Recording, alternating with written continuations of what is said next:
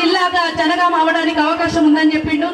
ఈ మట్టి మీదనే కదా నిలబడి చెప్పిండు 10 నియోజకవర్గాలని చైతన్యం చేయాలంటే ఒక్క జనగామకు వస్తే చాలని చెప్పిండు. ఈ మట్టి సాక్షిగా ఈ బైరాన్పల్లి, ఈ పాలకుర్తి, ఈ కడవెండి, ఈ యొక్క చేర్యాల సాక్షిగా మేము ఒక్కటే గలం విప్పి చెప్తున్నాము. జనగామాని కనుక జిల్లా చేయకపోతే ఇలా ఈ జనగామ నుంచే మీ యొక్క పతనం మొదలవుతుంది అనేటువంటి విషయాన్ని మేము చెప్తున్నాం. ఈ మట్టి సాక్షిగానే పిడికిలి బిగించి ఉస్మానియా విద్యార్థులుగా తెలంగాణ సాధించడంలో ముందు వరుసలో ఉన్నాము.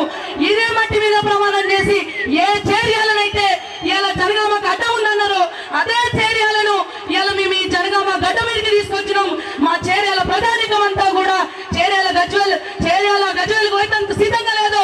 చేర్యాల రెవెన్యూ డివిజన్ కావాలి, జనగామ జిల్లా కావాలి. అయ్యా ముఖ్యమంత్రి గారు, మా పోరాటాల ప్రతిమ నీకు తెలుసు.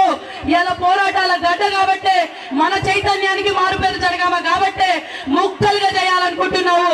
నువ్వు కనుక జనగామ చేయకపోతే ఇక్కడి నుంచే నీ పతనం స్టార్ట్ అవుతుందని తెలియజేస్తూ హెచ్చరిక చేస్తున్నాం. జనగామ జిల్లా వెంటనే ప్రకటించాలని.